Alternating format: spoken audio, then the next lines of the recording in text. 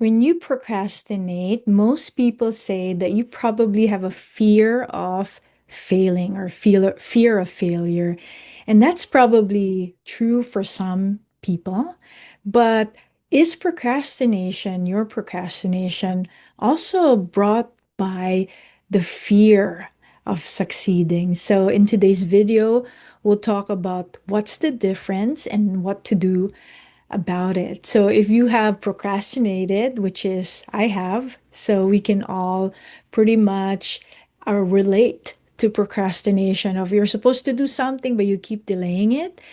And so we're talking more about if this is a pattern for you and it's causing you something, whether it's work, relationship, career. So have you been procrastinating on working on a project and you constantly have to wait for the last minute to get it done? And then it creates this spiral of like overwhelm and stress. Is that you?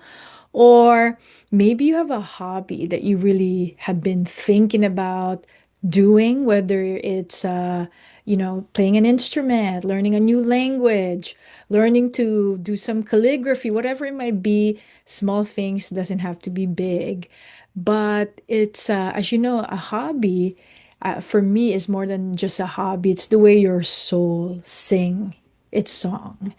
And so, but you always feel like, well, I don't have time. You're always caught up in doing other things, procrastinating about other things, leading you to procrastinate into doing this hobby, which is really your soul's way to sing. Or again, you're trying to do a particular project, thesis writing, speaking in front of a group of people, or even just people pitching an idea to a group of friends. But before you even start, it just cripples you and you can't move forward. So let's talk about those are procrastination. What are the differences when you procrastinate because of fear of failure? I will just share a few things. Obviously, there are many, many other reasons, but potentially because I help many Filipino women in my practice, those also in interracial relationships, you could actually see procrastination as something common, feeling anxious of doing something, fearing something would not be good enough. So let's talk about signs of not procrastinating based on the fear of failure. First, it will be based on what's happening in your head, right? Your own history of yourself, how you perceive yourself, how you grew up, and how your parents perceive you. So it's the narrative that you believe to be true about yourself, whether or not they're not true. So it's based on a faulty storyline based now on prediction because you believe that you don't do good enough stuff. You make a lot of mistakes, you fail a lot. And so basically, why try? Because now your brain is predicting and your body is a stark listener always. And it's like burden, feeling the overwhelm. So next is that, you know, very similar to the first one, but now you are almost like a self-hypnosis. If you're not familiar with that, I'm actually a hypnotherapist. All hypnosis is self-hypnosis. So now you're telling that story. Someone told you, now you borrowed that story. But by repetition, it's almost like you're in a trance. You've trained your brain to fail by not practicing the skill. Okay, so it's like if you are not working out, you worked out before, now you build like your bicep. If you've not worked out your bicep, it will be in the muscle will be in atrophy. So it's not that you're really not good enough, but because you have failed to train, failed to practice. So the failing is not practicing, not that you are a failure, in which one of the fear of failure is because it's connected to your self-worth. So basically, whatever you don't use, if you want to be a dancer, but you don't dance, then you don't hone that skill. The last part that I would mention before we get to the fear of success is that you probably are a people pleaser. You're very aware of how people would react, but you are a little bit mindless of how things impact you. And so with people pleaser, one becomes very hyper focused on what they're doing because it might be off. Am I going to be laughed at, ridiculed? So even though you are people pleasing, you actually become hyper focused on yourself. You're always waiting. Like, is something bad going to happen? And the only thing that would move you, that's why you're a procrastinator, is something if you physically have to do it, such as a due date. So that's one of the reasons why you do it very, very, very close to the due date. So, in other words, there's a loss of agency, even a poor esteem on the self. So, procrastination, one of the difference really when it is a fear of failure, is there's some focus on the self, a hyper focus on the self. Now, let's go to the fear of success. It might be odd to think that you're procrastinating because you don't want to be successful. Cognitively, consciously, you're like, of course I want to be successful. But we also have a subconscious. So it's like the garden, you only see the topsoil, what's happening in front. So if you're peeking through a garden, but you don't see what's happening underneath, why some plants are not blossoming. So that's the subconscious mind, what's underneath, what you really are fearing, even though you are saying that you're not afraid of that. So one thing is that your fear of success, it is possibly from your stereotype, stories from culture, stories from families. You might be have a poor imagery. Let's say you think you want to be rich, but you think subconsciously that rich people are bad, or like capitalism is like,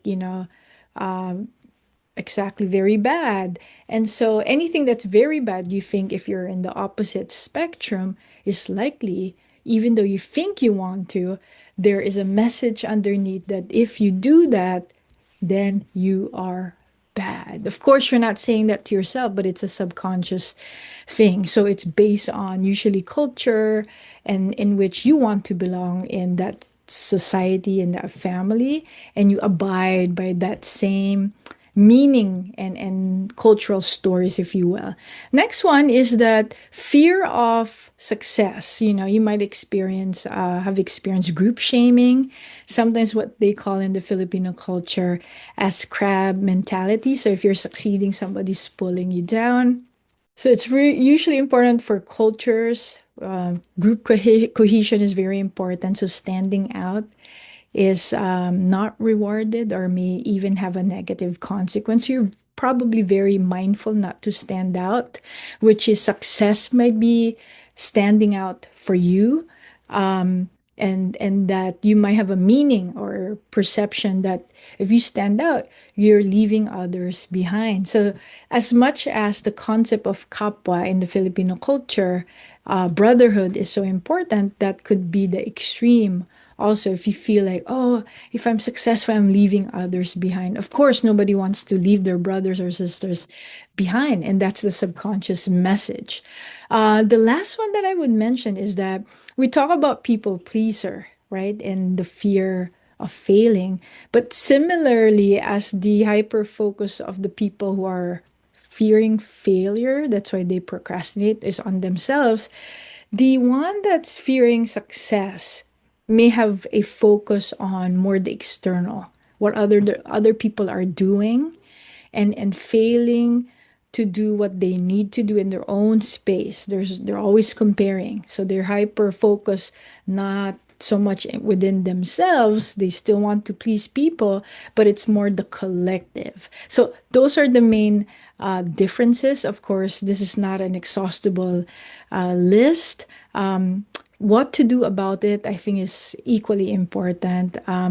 First of all, number one, do the opposite. So if you're one that's hyper focusing on yourself, maybe look for groups that are opposite to that. They're positive and that are encouraging others. Or if you're very group oriented, have a little bit sacred time where you could also hear your own voice. Very important to balance both. Next, don't wait for inspiration. Okay, if you're waiting for inspiration to be a writer, the inspiration may not come. Writers write. And I got this from Seth good in. He's a marketeer. But if you're a dancer, very easy, dance. If you're a gardener, garden.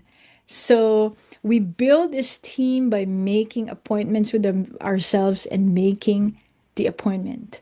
So being not waiting for inspiration. Flow does not come with just inspiration. You do it and flow comes. If you're not familiar, flow is this feeling of like, I'm in the flow. I don't even think of time. I'm doing what I'm loving to do. This is what I'm meant to do. You get there by practice. So practice always makes permanence.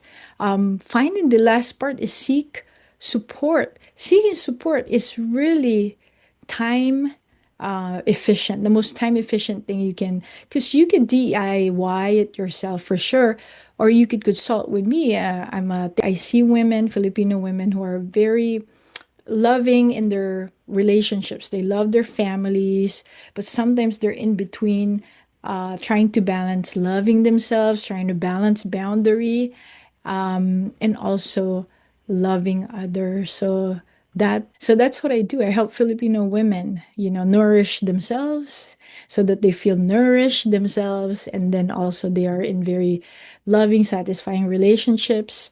If that's you, connect with me. I have a link in the show notes. Thank you so much. I hope this served you well. And what are your other reasons for procrastinating? Uh, Drop that in the comments. Don't forget to subscribe and take good care.